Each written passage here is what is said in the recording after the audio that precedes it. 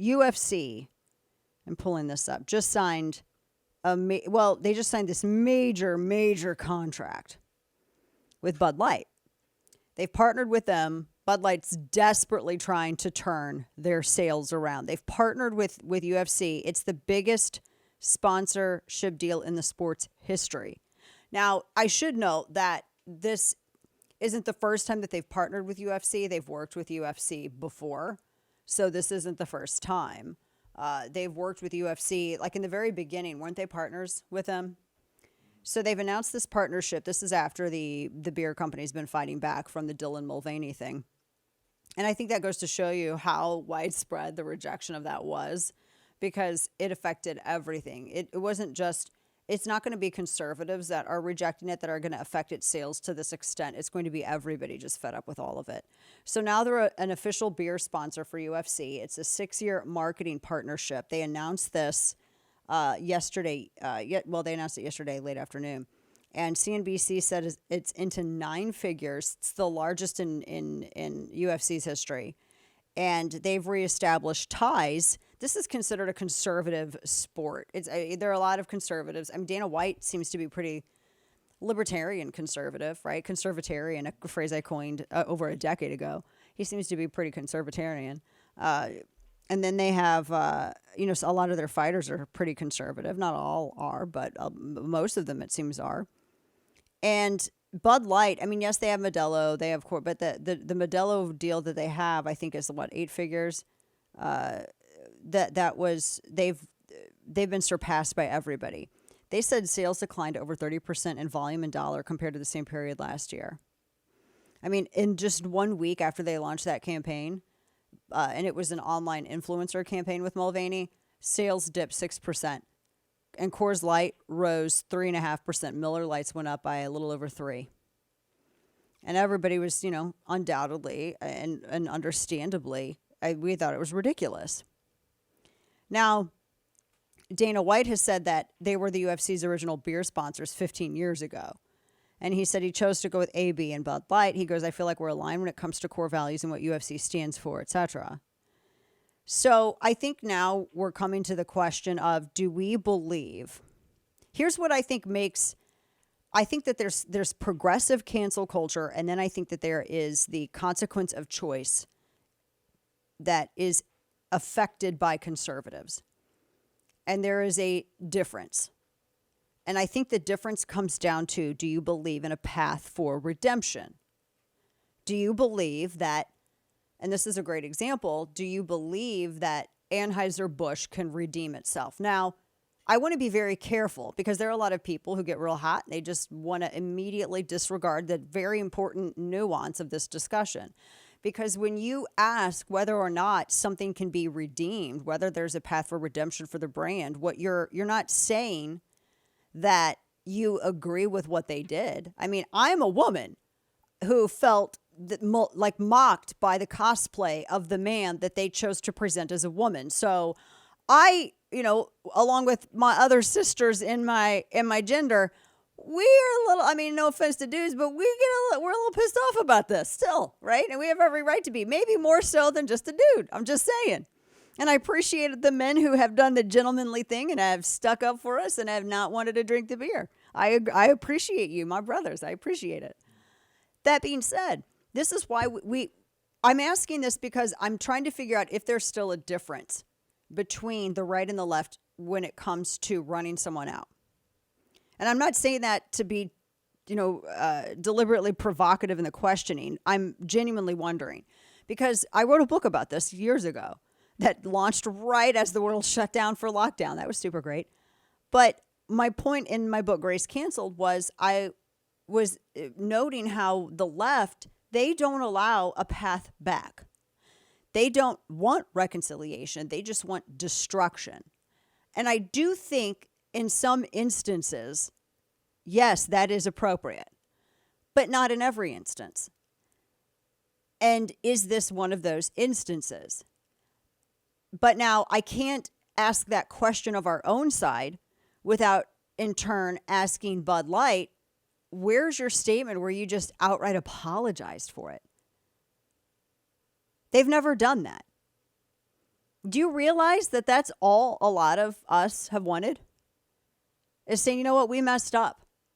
We embarked on an influencer ad campaign, and we chose a dude who is cosplaying as a woman, who is literally making a caricature of the most stereotypical traits of a woman, mocking them, which is sexist. It's vaudevillian. And we're sorry for that. Because, you know, our female fans drink our beer too, and we are sorry that we mocked you. We're sorry that we pretended that your sex isn't important and a man can do it. We're sorry that we did that. What prevents me from saying yes, that there is a path to reconciliation for them, is they haven't done this. I can't reconcile with someone who hasn't acknowledged and taken responsibility of their wrongdoing, who hasn't acknowledged that they messed up, acknowledged how they messed up, and apologized for it. That's not an action of fealty. How do you know that you're not going to get screwed again if someone's like, you know what, I did mess up, and here's how I did it, and I'm sorry? I mean, when you're asking forgiveness for a sin, you do at least that. Why would you not, and try to reconcile a relationship with someone? Why would you not do the same? So that's why I can't cheerlead it, because they have not done that. Now, correct me if I'm wrong. Kane, have they released a statement? I don't believe that they have, because I've watched it closely. They've kind of like done some roundabout stuff about it, but they've never come out and said, you know what, we totally blinked up. We are sorry. So how can there be a path to reconciliation if they haven't done that? Because that's the accountability we're talking about. You can't just tell people. I think if you're telling women, you know what, it's been long enough, get over it. Well, hell, you're just as bad. That's my view of it. You're just as bad. Hell no, we're not going to get over it. Time is not a substitute for accountability. Time is not a substitute for a recognition of wrongdoing and an apology for said wrongdoing. Time isn't a substitute for that. There's no substitute for it. You can't tell me to get on board with something where they spit in your face and they never acknowledge that they did so. I don't give a rat's ass who's making a partnership with what. That's just the nature of it. And there are a lot of women that like UFC. There are a lot of women that I like it differently than the dudes do. I mean, I think the guys like the technical aspects of fighting, which I appreciate, but I really get into the stories of the fighters because I love a good story. I love a good comeback story. I love, all of that. So women get into MMA too. And it is, like I said, one of the last sports that has perhaps more conservative or libertarian leaning fans than not. And I think that in doing this, I really wish that they would have made, maybe you don't have to make this detail public, but it would have been great if as a part of this deal, they would have said, you know what, why don't you apologize to the ladies out there? Why don't you apologize to them? I mean, would UFC ever have a dude as a ring girl? Hell no.